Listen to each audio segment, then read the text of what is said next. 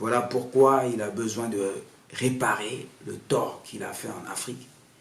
Parce que le seul endroit où il a été accueilli chaleureusement, c'est au berceau de l'humanité, c'est-à-dire chez nous les Africains. Effectivement, en prenant les renseignements dans nos investigations, Noël Dubus fréquente beaucoup le milieu afro en France, africain. Je pense que c'est là aussi qu'il tire ses sources d'informations pour organiser les déstabilisations en Afrique. Lui-même, il le reconnaît parce que je suis cash. Et le fait qu'il m'a dit, il m'a montré les photos des rebelles, il a appelé les rebelles centrafricains devant moi, mon son est monté dans mon cerveau. Mais néanmoins, la guerre était imminente en République centrafricaine. Les rebelles menaçaient cette période-là de juillet 2020 de reprendre les armes. Donc je n'étais pas prêt encore à vivre des angoisses au téléphone de mon peuple dans la souffrance sous les feux des armes. Et j'ai dit, ok, nous allons travailler sur le fonds d'investissement. Mais cette fois-ci, il est hors de question que ce fonds d'investissement se retrouve dans les comptes opaques des présidents et des membres du gouvernement en Centrafrique. Je connais trop ça. Alors si tu viens me voir pour qu'on travaille pour la Centrafrique, ça sera avec mes idées, sur les bases de mes fondations, de ce que, avec mes frères d'armes, on a pu faire dans les quartiers et pour l'émancipation culturelle de la diversité en France. Notamment, on a développé les jeunes au niveau personnel pour le collectif. Et aujourd'hui, on voit bien que la France a une grande place dans le monde entier grâce à cette nouveau visage de la jeunesse, grâce à nos bases culturelles qu'on a défendues dans la rue, puis dans les institutions. Donc nous allons prendre ça comme base pour apporter le fonds d'investissement en Centrafrique. Je veux que tout le travail que je vais faire sur ce fonds d'investissement soit validé par les Américains. Nous avons travaillé de juillet jusqu'en novembre 2020 avec Noël Dubus. J'ai fait les propositions, j'ai contacté le gouvernement centrafricain.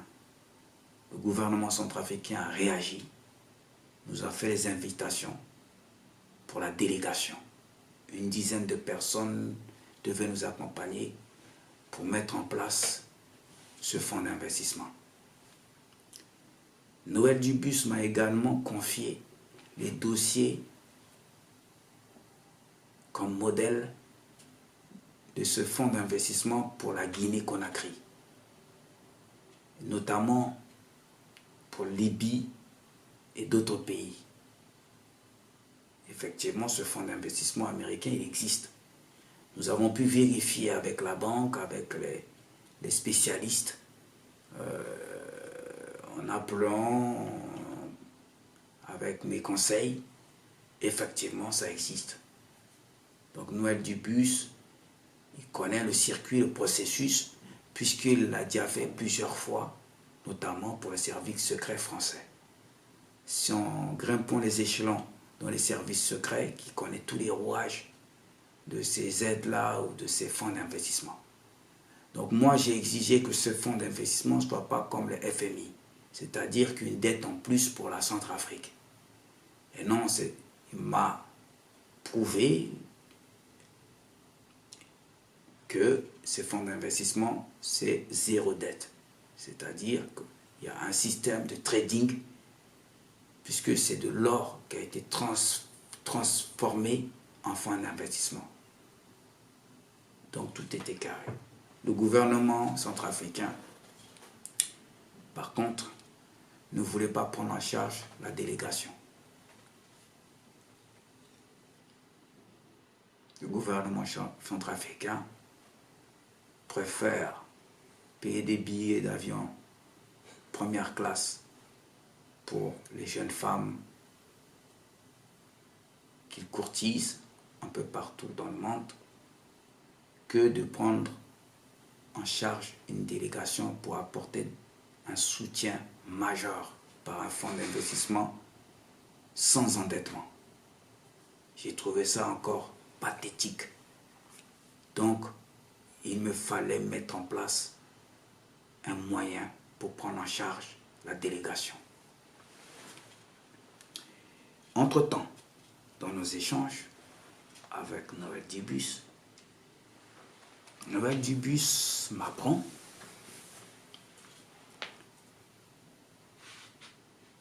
enfin, quand il voulait avoir des précisions sur les liens de famille que j'ai ou d'amitié avec Thomas Enland, alias Thomas Pon, alias Mathias Carter.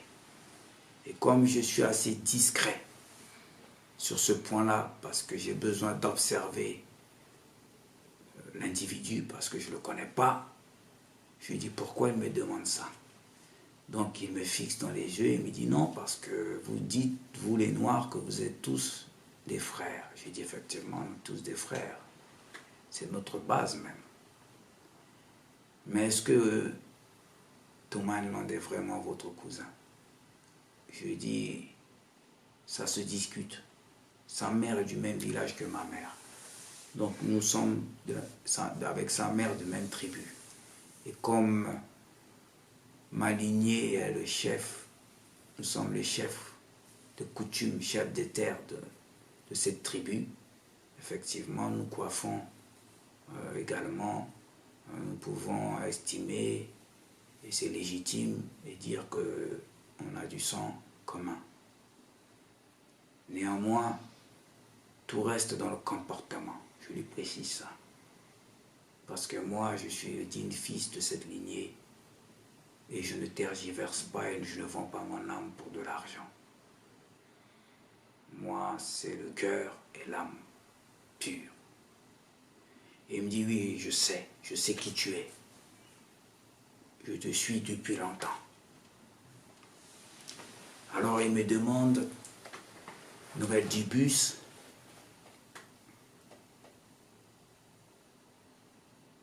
il me dit, tu sais, Thomas Enland a besoin de toi. Thomas Enland a besoin de toi, de moi, c'est-à-dire de moi. Il a un problème avec le producteur de cinéma. Son argent est bloqué.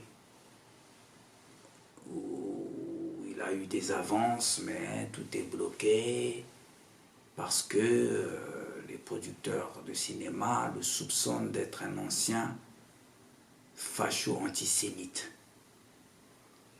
Et donc il a besoin de toi pour prouver aux producteurs de cinéma qu'il n'est pas un ancien facho-antisémite. Que Thomas Enland aussi a besoin de lui, Noël Dubus, pour confirmer et valider la théorie que Thomas était indique des services secrets.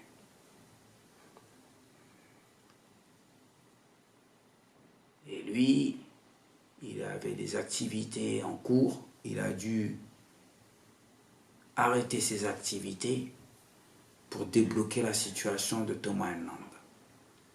Que Thomas Enland a déjà payé des journalistes pour confirmer et dire que Thomas Enland est un indique qui travaille pour les services secrets français, qui a infiltré le fachosphère. Et que même à cette période où il me parlait, Noël Dubus, Thomas Enland lui doit de l'argent à lui et son équipe. Et qu'il a intérêt à payer. Parce qu'ils n'ont pas que ça à faire de le couvrir de son passé. Ah, là, j'ai voulu alerter Thomas Enland et lui dire dans quel bourbier tu es en train de m'entraîner.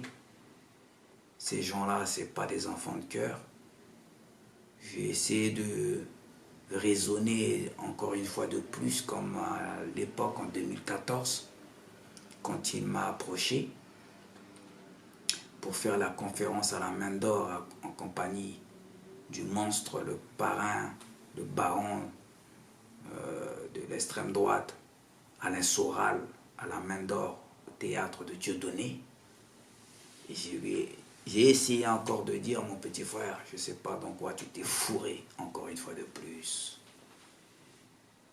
Tu ne vas pas me prendre en otage encore une fois de plus, pour te sortir d'affaires, et puis pour me poignarder encore un peu de plus dans le dos. Parce que c'est sa spécialité. Thomas Enland n'a pas de con, il n'a pas de colonne vertébrale, il n'a pas d'âme. Son âme, c'est l'argent.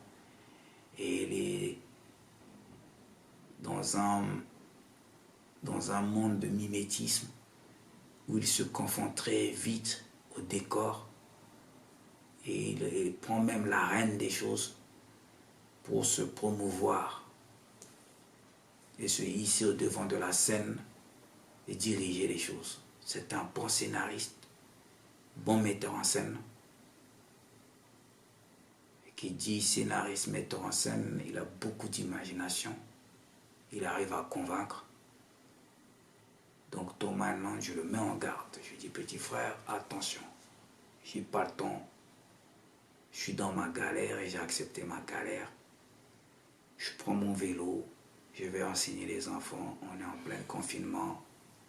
Je touche mon RSA, je n'ai aucune dette sur la tête.